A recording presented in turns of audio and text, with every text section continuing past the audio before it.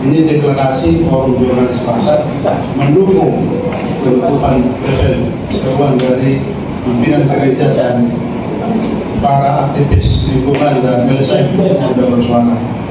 Jadi seperti kesepakatan kita tadi, kita nanti membuka di sini, tapi pernyataan persnya hanya beberapa kalimat dibaca secara umum di depan karena ada spanduk. Di sini nanti ruang teman-teman bisa bertanya di sini. Kami mohon ketua penasihat dan para senior bisa bicara nanti beberapa poin tentang DPR ini. Saya kira itu memulai, teman-teman bisa rekam sekarang. Kita akan memulai acara konversi pers kita. Kami sudah membuat rilis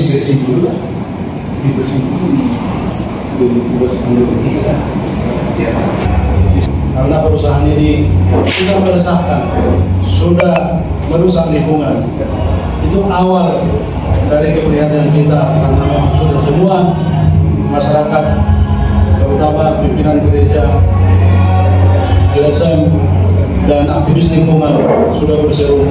Kami mendukung dari suara jurnalis untuk sama-sama kita menjaga kelestarian alam Tanah Batak. Saya kira waktu untuk kami sampaikan ke ketua penasihat, mungkin ada pendapat, ada penyampaian tentang suara kita ini, lalu nanti dilanjutkan kalau ada tanya jawab. Terima kasih. Satu-satu mungkin para penasihat.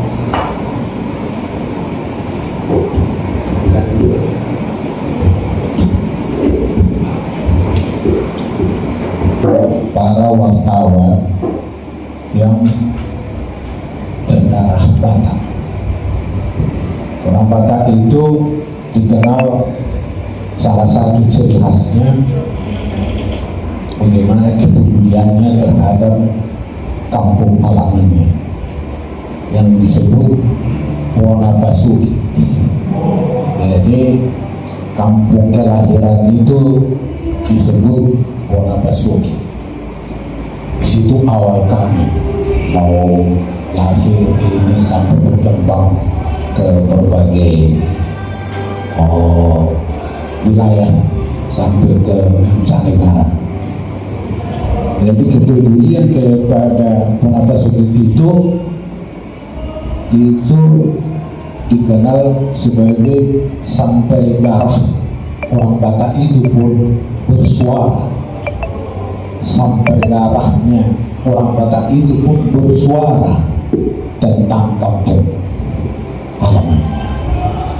Jadi forum jurnalis Batak ini berusaha menghimpun para jurnalis dari berbagai media supaya juga mempunyai kepedulian terhadap tanah Batak, Wonabasuki kami, kampung kelahiran kami, leluhur kami sendiri. Hari ini dalam beberapa puluh tahun terakhir ini ada sebuah perusahaan pulp yang sejak awal sebenarnya itu sudah mendapat penolakan dari masyarakat setempat. Tetapi pengusaha namanya, dia sedang berusaha supaya perusahaannya bisa eksis.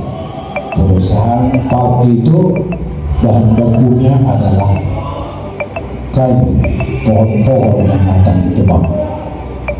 Oleh karena itulah masyarakat waktu itu menolak, apalagi perusahaan ini berada di catchment area Danau Toba. Danau Toba itu sangat sakral bagi orang Batak. Sakral dalam pengertian Danau Toba yang indah itu adalah kebanggaan masyarakat Batak. Maka banyak penulis asing mengatakan bahwa Danau Toba itu adalah danau suci orang Batak. Dan Danau Toba itu begitu sakralnya sehingga sampai tahun 1853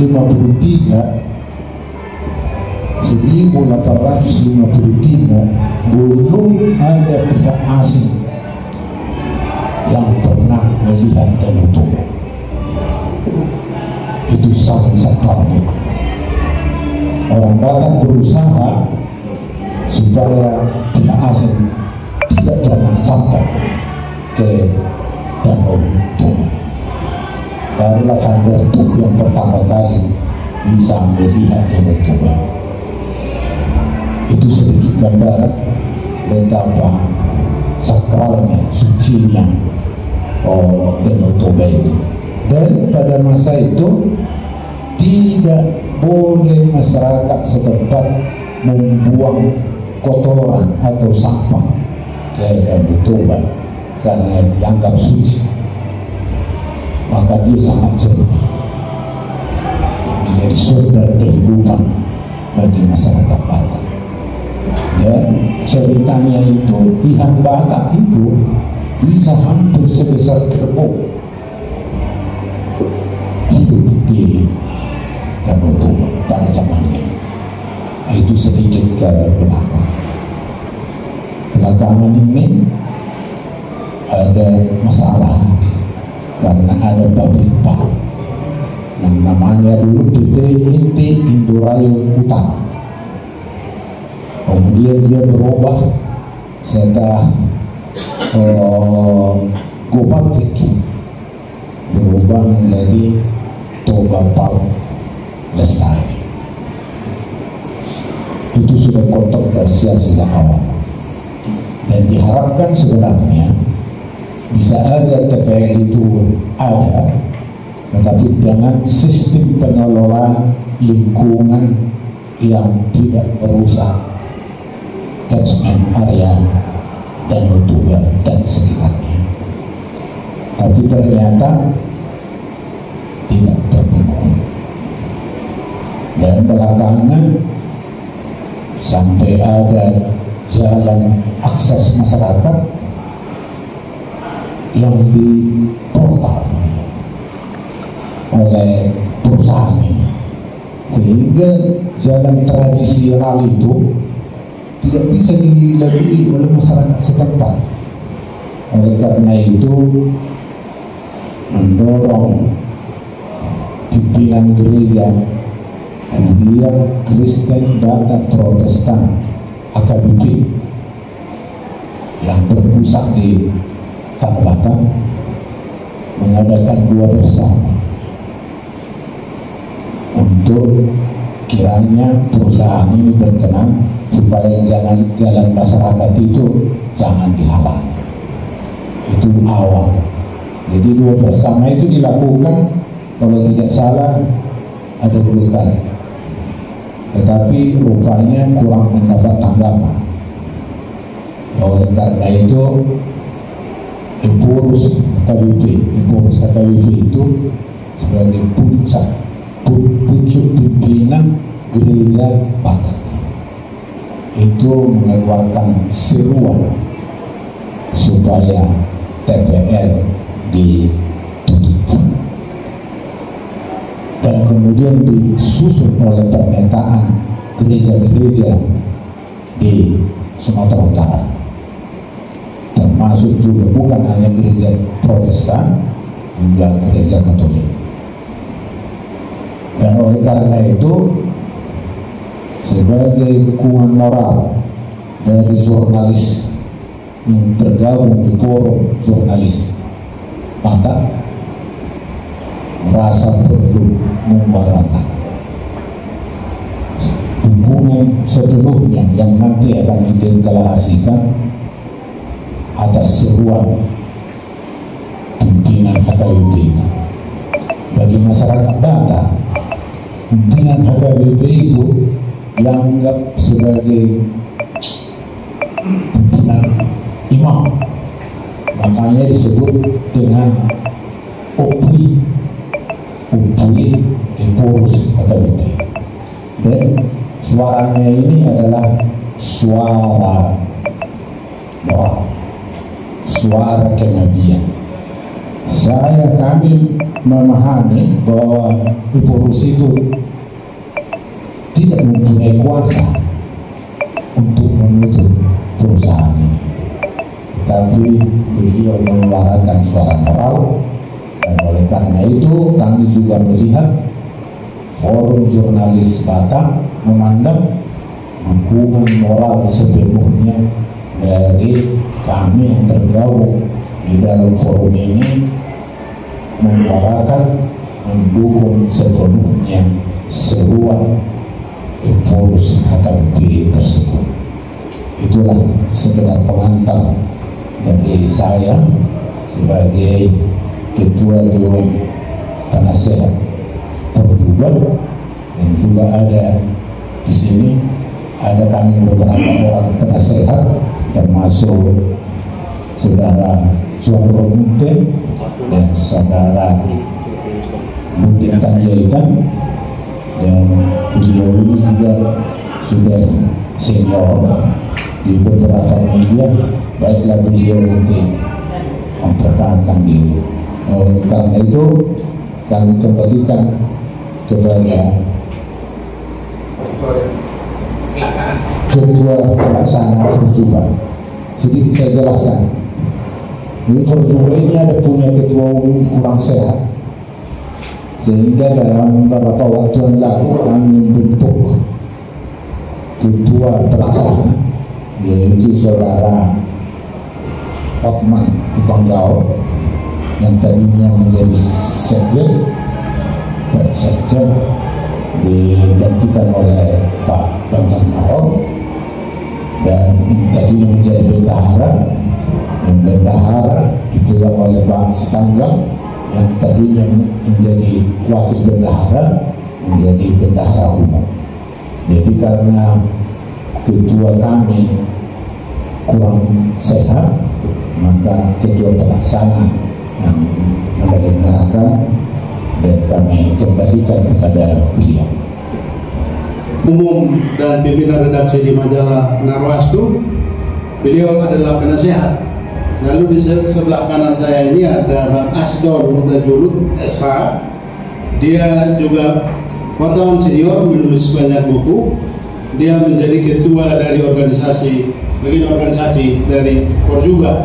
Lalu seperti diperkenalkan sebelumnya dari Pak Manula, saya ketua pelaksana dari Forum Jurnalis Batak. Lalu Dr. Rival Marbo, sekretaris umum.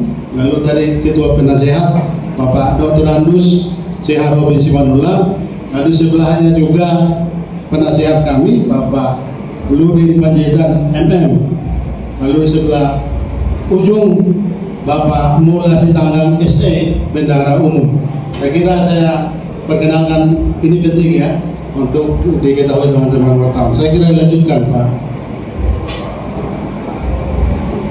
Kita serahkan kepada Bapak Budi Tanjaitan sebagai penasehat Perjuangan.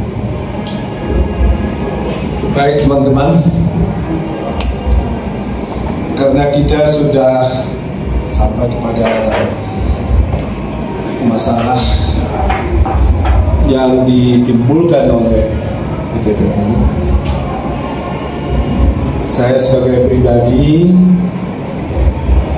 yang dibesarkan di daerah Toba. Ya, Toba ini terbagi ada beberapa kecamatan.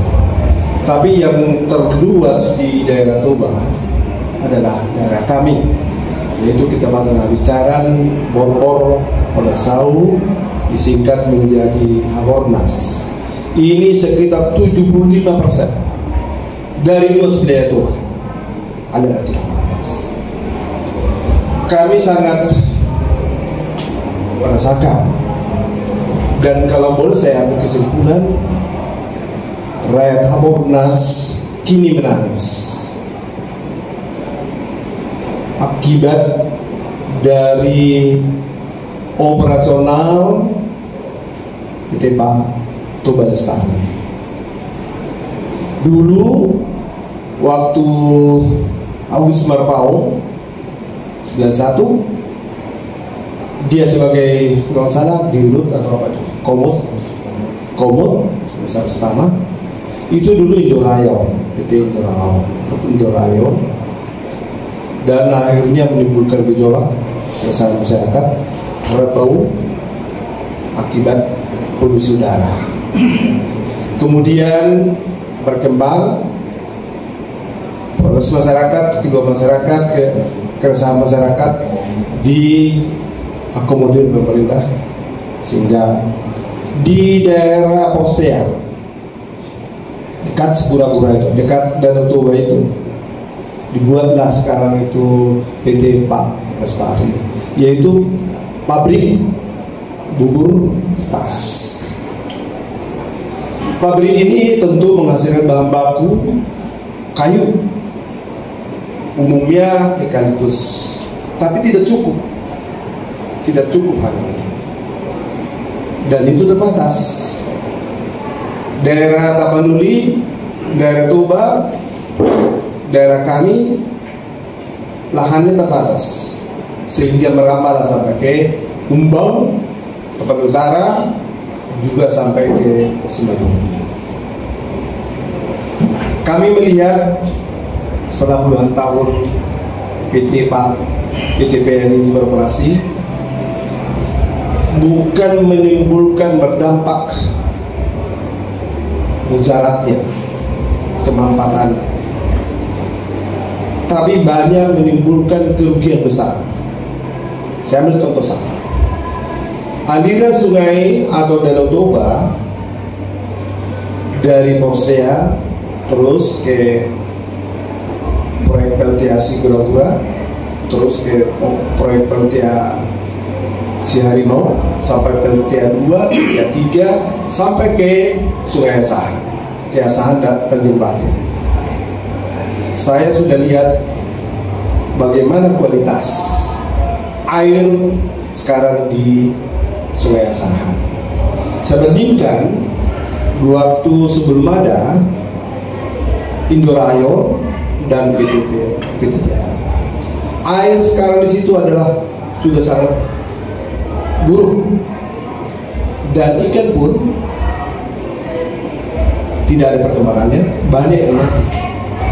Yang lebih serius lagi, air dari Sungai Asahan itu di Tanjung Balai itu dikonsumsi.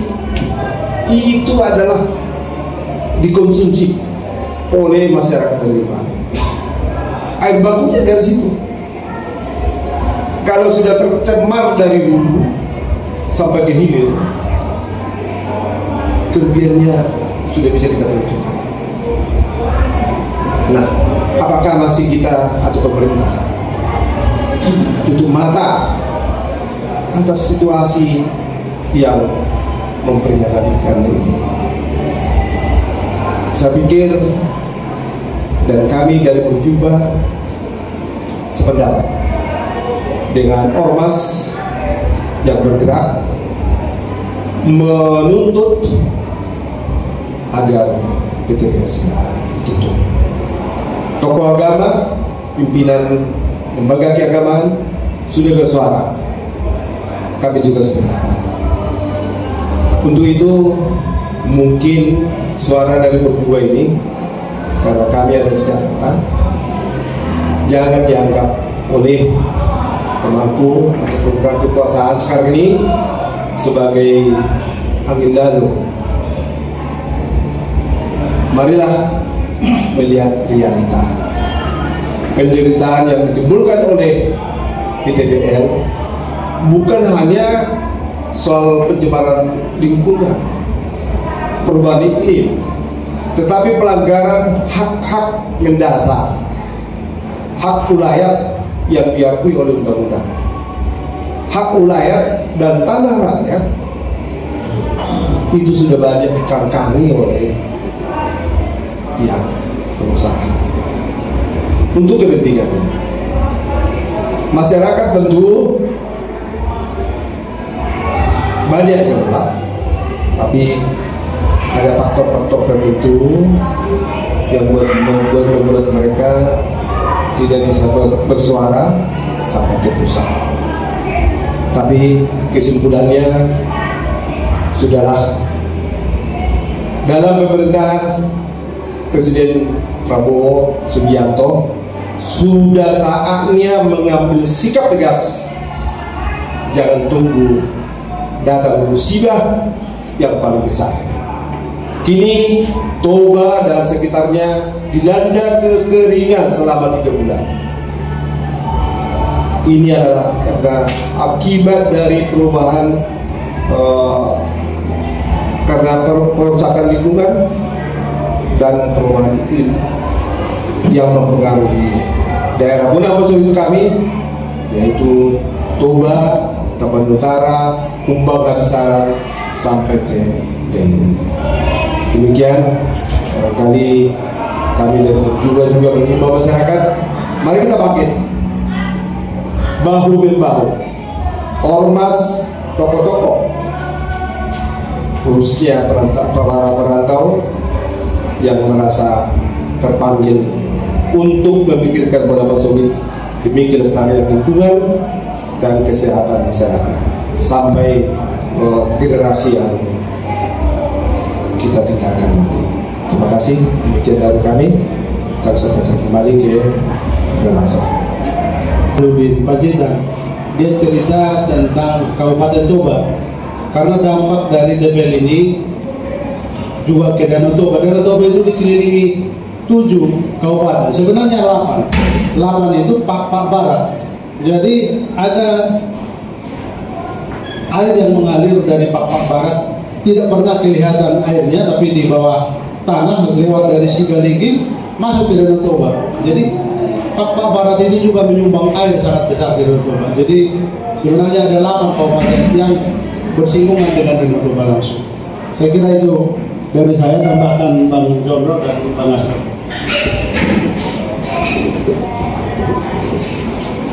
Shalom, horas untuk kita semua. Assalamualaikum warahmatullahi wabarakatuh. Bagi saudara-saudaraku umat muslim ya, tadi sudah disampaikan oleh senior kita Bapak Robin Madura, Bapak Nurdin Panjaitan tentang bagaimana dulu Indorayon yang sekarang jadi berubah menjadi TPL. Dari sisi dampak lingkungan, termasuk apa yang terjadi di tengah masyarakat, tadi sudah disampaikan. Jadi saya bicara dari sisi media ya. Ini suara dari Porjube ini sebenarnya sudah mulai disinggung supaya disatukan menjadi pernyataan sikap sejak 2 bulan yang lalu ya, oleh Bapak Ketua Dewan Penasehat. Cuman memang situasinya waktu itu kurang kondusif ya, karena beliau ini kemarin kurang sehat untuk pelaksana harian Porjuban. Tapi masing-masing media sudah menyampaikan sikap juga tentang apa pendapatnya tentang kehadiran TPL ini. Dan kita sebagai media, ketika melihat ada kesulitan, tantangan, kesengsaraan di tengah masyarakat, minimal kita juga bersuara melalui media kita ya. Kami beberapa kali di podcast juga sudah menyampaikan sikap kami, di media cetak, di online sudah menyampaikan sikap. Dan satu hal yang mau saya sampaikan juga, kekuatan media itu tidak bisa dianggap remeh. Di sebuah negara demokrasi, setelah eksekutif, legislatif, yudikatif, pers, itu adalah kekuatan yang tidak bisa kita pandang sebelah mata. Kemudian media sosial nomor 5, yang ke-6 lembaga survei. Jadi kami hadir dalam kekuatan civil society di sini. Ini juga bersuara.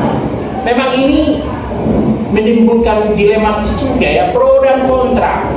Karena kalau kita bicara tentang tutup TPL, dengan segala hormat ya, bagi orang yang punya keluarga di TPL, mungkin dia tanda petik marah juga, memaki-maki juga, membuli juga. Kalau kita lihat di media sosial ya, perdebatan tentang tutup TPL ini luar biasa juga. Ya, misalnya begini, boleh saja pendeta menyampaikan surat moral tutup TPL, tapi yang memberikan kami makan kan TPL, kata begitu. Jadi tidak cuma hanya dengan 2, tapi kita sebagai orang yang tanda petik masih waras lah, masih berpikir jauh ke depan, kita ini visioner, kita harus punya sikap. Ya, walaupun ini pilihan pahit, harus ada sikap yang harus diambil. Dan kalau kita lihat suara-suara kritis atau suara kenabian yang disampaikan oleh Eporus, seperti kita baca di postingannya di media sosial, dia sudah mendapat dukungan dari tokoh nasional yang juga orang berpengaruh dari Sumatera Utara, Bapak Luhut Binsar Panjaitan. Kemudian juga seorang tokoh muda yang juga asal Sumatera Utara, Marwar Sirait, salah satu menteri di kabinet Pak Prabowo. Dia sudah menyampaikan bahwa dia mendapat dukungan. Nah, kita lihat para pejabat tinggi atau tokoh masyarakat sudah memberikan dukungan. Masa kita sebagai ormas seperti Forum Jurnal Batak tidak bersuara? Hanya hari ini kita bisa menyampaikan sikap. Jadi terima kasih kepada pengurus sudah mengumpulkan kita di sini. Dan kemarin itu sebulan yang lalu ya, saya juga sudah menyampaikan pokok-pokok pikiran saya kepada Bapak Penasehat sebelum kita jumpa bersini. Satu hal yang mau kita sampaikan dari fenomena tutup TPL ini, ya, ini akan menimbulkan pro dan kontra. Karena nanti katakanlah ketika ditutup, apa nanti solusi yang mau dibuat oleh pihak TPL atau pemerintah? Jadi waktu itu sudah banyak muncul gagasan atau ide, ya, antara pihak gereja, masyarakat, tokoh masyarakat, pemerintah dan pihak TPL mesti bicara, harus diaudit berapa sebenarnya kerugian dari masyarakat Sumatera Utara, terutama yang berdampak kepada lingkungan. Harus diaudit, jangan langsung ditutup, harus diaudit. Termasuk yang disampaikan oleh Pak Ketua Pelaksana Harian, ini menurut saya menarik. Ketika terjadi penutupan, karyawannya ribuan, bagaimana ini pemerintah itu harus turun tangan. Memang kita tahu situasi ekonomi kita saat ini tidak baik-baik saja, tapi yang ini sebuah pilihan pahit, tapi harus ada keputusan. Dan saya kira apa yang disuarakan oleh Perjuba ini suara moral, suara anak bangsa untuk ikut menyuarakan aspirasi yang ada di masyarakat. Kita lihat situasi saat ini di Sumatera Utara ya. Kalau umpamanya disebut TPL, di satu sisi, wah, tutup. Tapi di satu sisi juga, kami mau makan dari mana? Dilematis. Tapi dalam sebuah keputusan itu harus ada pilihan yang harus dilihat untuk jangka panjang. Dan kepada teman-teman wartawan, ini suara ini kami sampaikan. Ini sebagai bentuk dukungan moral kami juga kepada Eporus HKBP. Tadi ada video yang sudah kami sampaikan, menyampaikan seruan tutup TPL. Begitu saya kirim ke Eporus HKBP, langsung dia sama. Berarti ini Pak Ketua Harian ini vitamin juga buat Eporus. Saya sudah sampaikan, ya, ini sikap dari Perjuba harus diketahui banyak orang, bahwa kami tidak diam, minimal bersuara.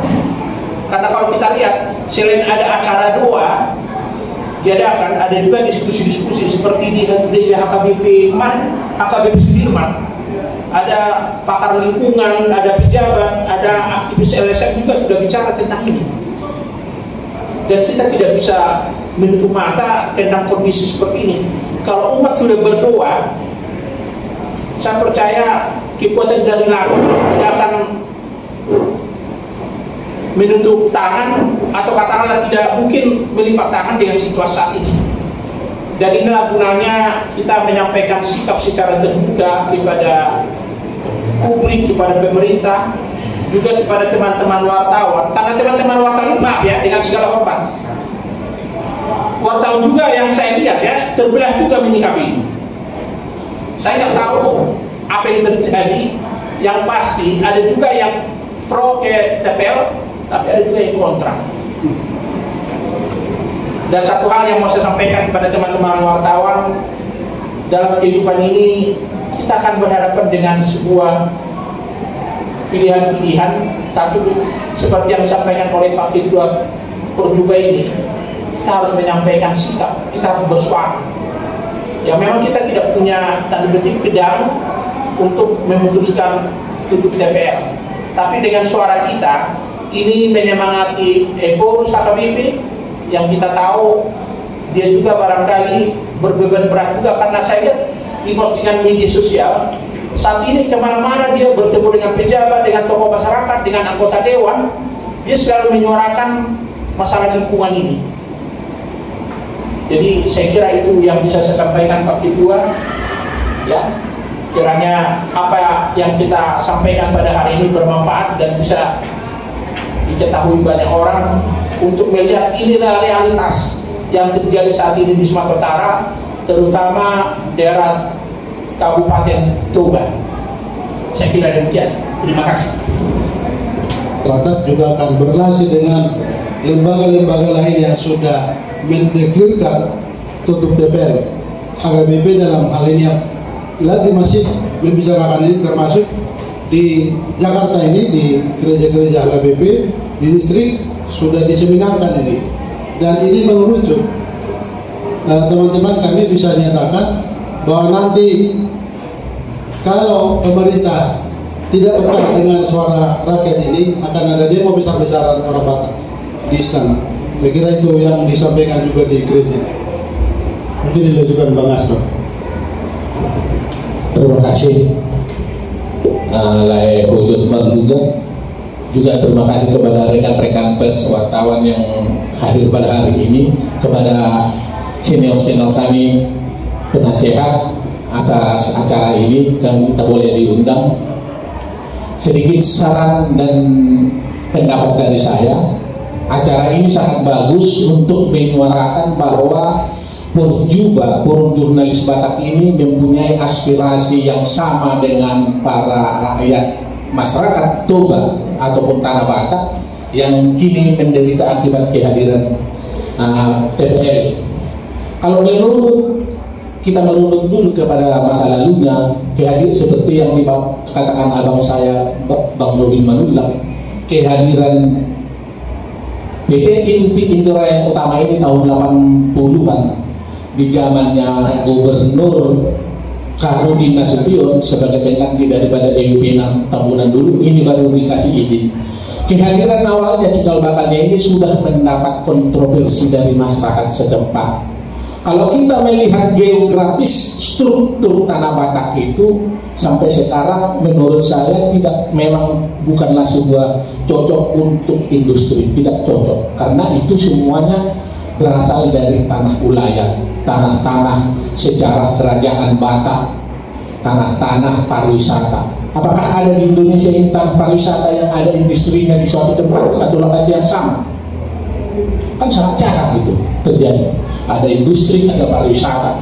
Itu saya pernah diskusi dengan seorang tokoh Batak namanya Dr. Raden Pardede, mantan gubernur deputi ya, gubernur.